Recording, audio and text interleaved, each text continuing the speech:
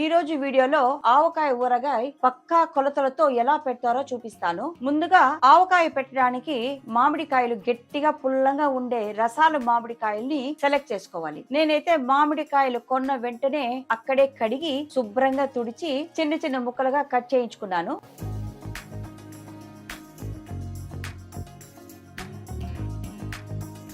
తర్వాత ఒక డబ్బాలో వేసి ఇంటికి తెచ్చి ఆరపెట్టి అందులో ఉండే జీడి తీసివేసేసి జీడి కింద సన్నటి పొర ఒకటి ఉంటుంది, దాన్ని కూడా తీసివేసేసి తెల్లటి క్లాత్ లో తుడిచి పళ్ళెంలో ఆరపెట్టుకున్నాను. మామిడికాయలు వెయిట్ 2.5 కేజీ వచ్చిందనమాట.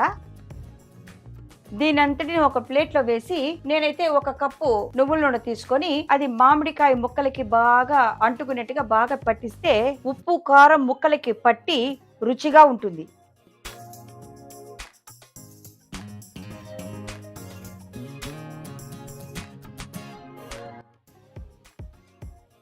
హాఫ్ అన్ అవర్ అయిన తర్వాత ముక్కలు బాగా నూనె పట్టి ఉంటుంది. ఈ 2.5 కేజీ ముక్కలకి ఊరగాయ కారం 750 గ్రామ్స్ తీసుకున్నాను. ఆవాల పొడి 300 గ్రాము, కళ్ళుప్పు పొడి 400 గ్రామ్స్, మెంతుల పొడి 2 టేబుల్ స్పూన్, నూనె వచ్చేసి 1.5 లీటర్ అన్నమాట. ఈ మిశ్రమం అంతా ఒక ప్లేట్లో వేసుకొని బాగా కలుపుకున్నాను. నేను పసుపు పొడిని 1 టేబుల్ స్పూన్ ఊరగాయ కారంలోనే కలుపుకున్నాను అన్నమాట. మనము ఏదైతే పొడి చేసుకున్నామో అవన్నీ బాగా ఎండబెట్టి పొడి చేసుకోవాలన్నమాట. ఈ మిశ్రమాలంతా బాగా కలిపెట్టిన తర్వాత దీనిని మనం కొంచెం కొంచెంగా ఈ మామిడికాయ ముక్కలకి ఉప్పు కారము అంతా బాగా పట్టేలాగా కలిపెట్టి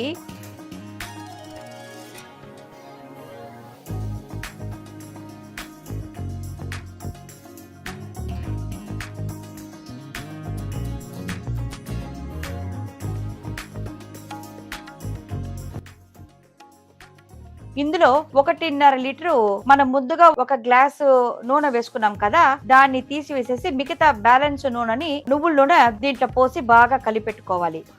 తర్వాత మూత పెట్టేసి 2 డేస్ అలాగే ఉంచేయాలి. 2 రోజుల తర్వాత ఓపెన్ చేసి చూస్తే ఇలా ఉంటుందన్నమాట.